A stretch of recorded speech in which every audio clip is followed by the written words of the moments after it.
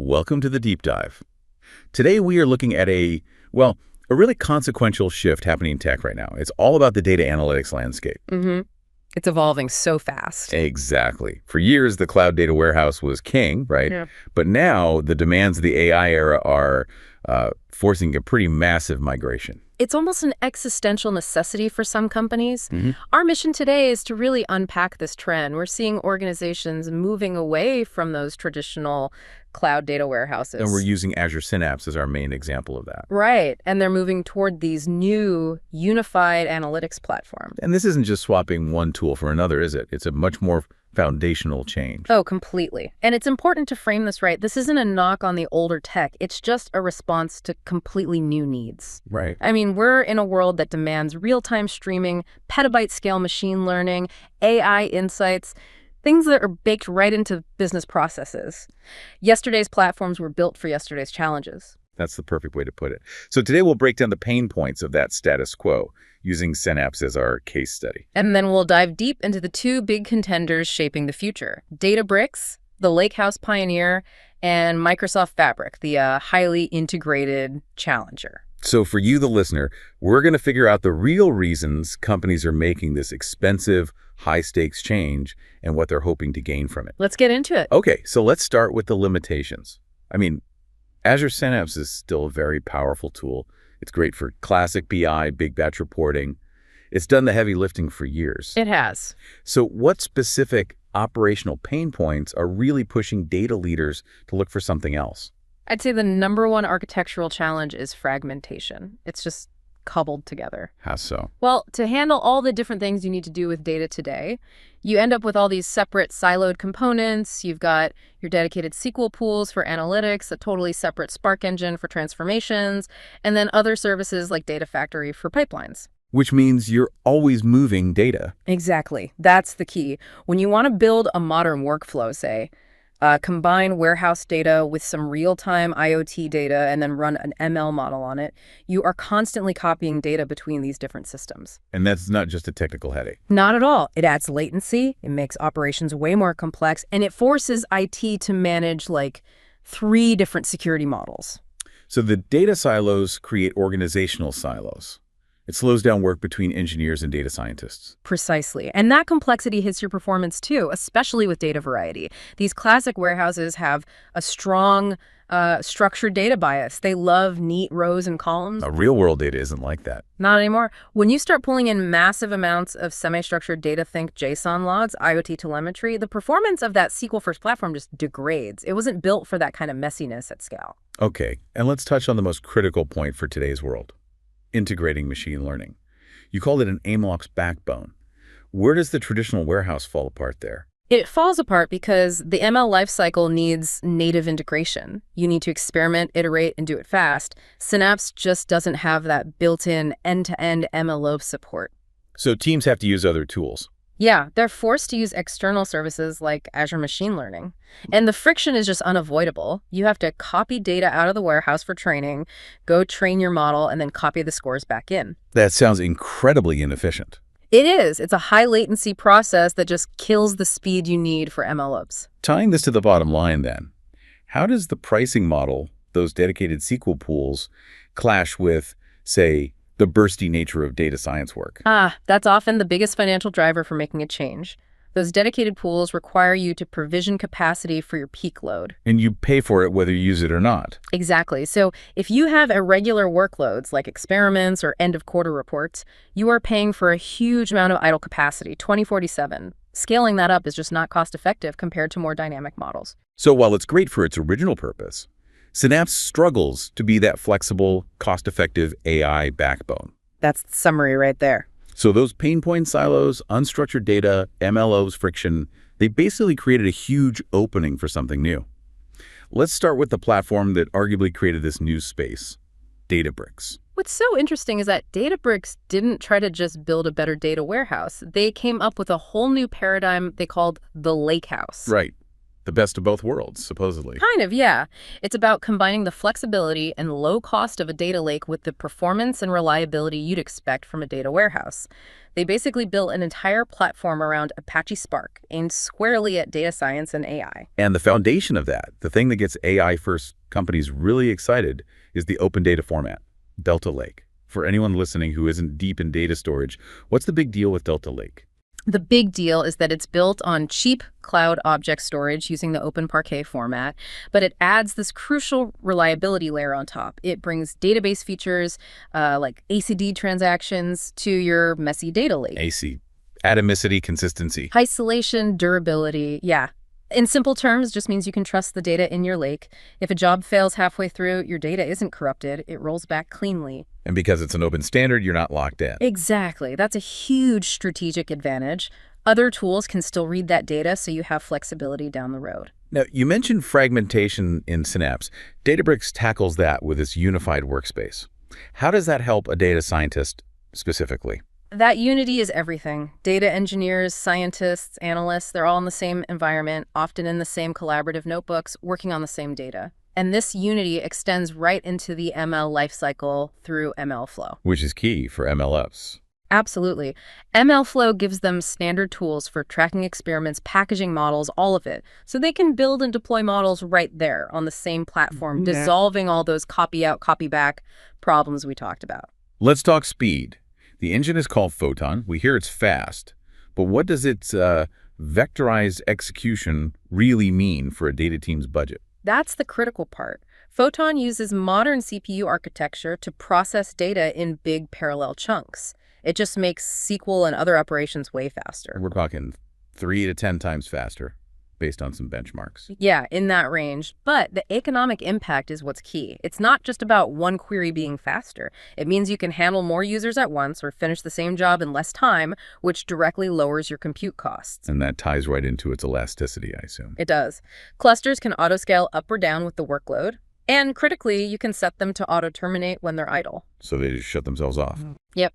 We've heard stories of data science teams cutting their sandbox costs by 80% just because the cluster shuts down when they go to lunch or go home for the night. You just can't do that with fixed capacity pools. And for governance, to keep all that flexibility secure. That's where Unity Catalog comes in. It's a single, unified governance layer across all your data, all your models, everything. It gives you consistent access controls, auditing, lineage, all the stuff you need for enterprise-grade security.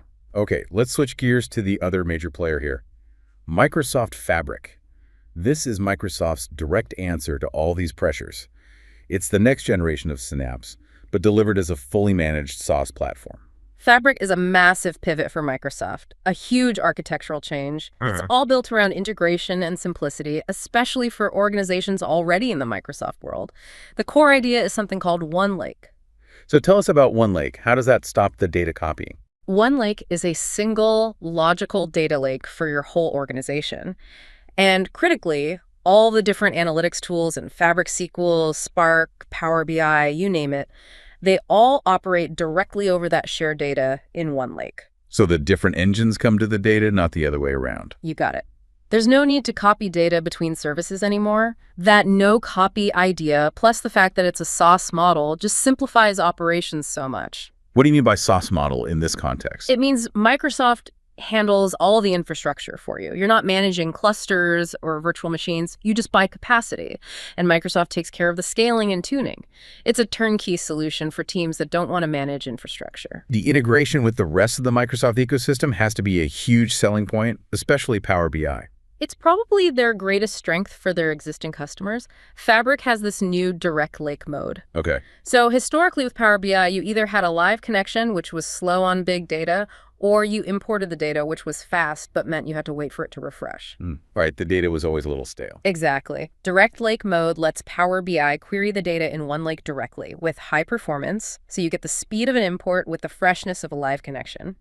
It's a game changer for BI. And for getting that near real-time operational data in, I know they have this mirroring capability. Mirroring is really clever. It creates a read-only, near real-time replica of your operational databases, like Azure SQL, directly into OneLake. So you can run analytics on live data without hammering your production systems. We're way beyond nightly batch ETL jobs now. Absolutely. And they made a smart move with open mirroring, which uses the Delta Lake format. It's basically Microsoft embracing that open standard, ensuring you can still interoperate even within their integrated platform.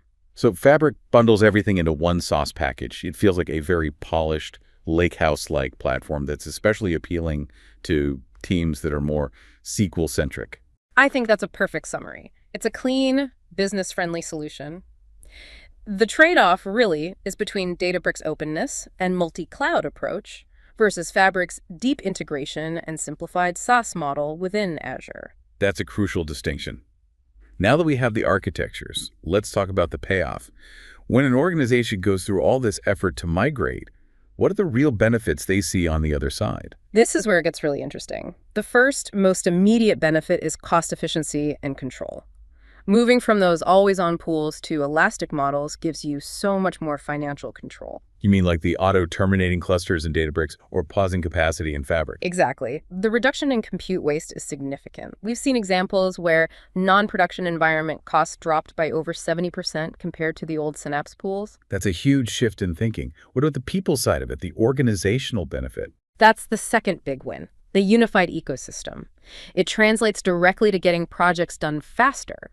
When everyone, engineers, scientists, analysts, is working from the same source of truth, all that collaborative friction just evaporates. You're not wasting time arguing about whose data is right. Or waiting for pipelines to run. It just accelerates everything. And what about the demands for real-time data? Well, these new platforms are built for it. They handle continuous data feeds, IoT sensors, fraud detection logs, click streams natively. Trying to bolt streaming onto an old batch warehouse was always clunky and fragile. Now it's a core function so you can react in milliseconds, not hours. And all of that, the cost savings, the collaboration, the real-time data, it all adds up to the one thing a business leader really cares about: agility. Absolutely. Faster time to insight. Because of the architectural unity and the raw speed of engines like Photon or the efficiency of Direct Lake, projects that used to take months can now be done in weeks. That ability to experiment and iterate quickly is the real prize.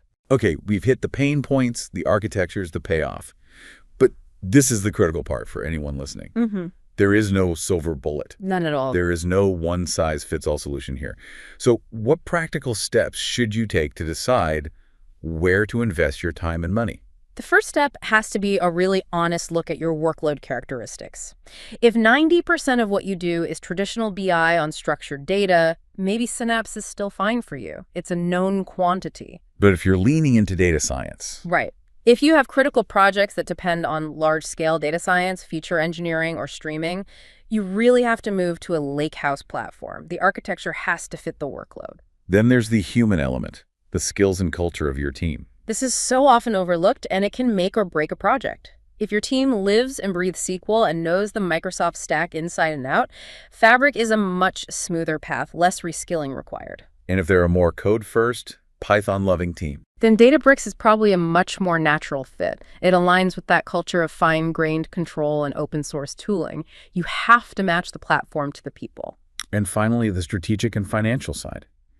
Ecosystem and total cost of ownership. The existing ecosystem is a huge factor. If you're already deeply invested in Power BI and other Azure services, Fabric's seamless integration is a massive plus. But if you have a multi-cloud strategy, Then Databricks is the obvious choice. Since it runs the same on Azure, AWS, and GCP, it gives you that strategic flexibility. And for TCO, you can't just compare the list price of compute. you have to look at the whole picture. The whole picture, the productivity gains, the opportunity cost of moving slower, the reskilling costs. You have to model it based on your specific workloads.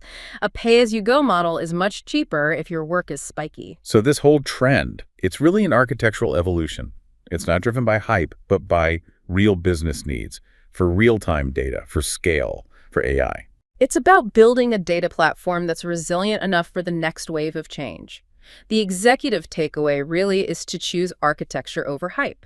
Start with your business goals. Are you trying to empower 100 business analysts with SQL? Or a dozen data scientists doing cutting-edge experiments? Exactly. The platform has to align with those very specific goals. Which brings us to our final provocative thought for you to consider. This space is moving so fast. Databricks and Microsoft are releasing major new features constantly.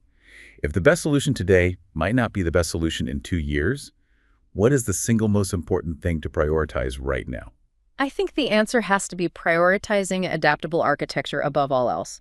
Because the vendors will keep changing, your primary focus should be on building a structure that minimizes lock-in, especially at the storage layer. Use open formats. Design things so you can incorporate new tools as they come along. If your foundation is open and resilient, you can evolve with the technology instead of being trapped by it. That adaptable foundation, that's the key to long-term success.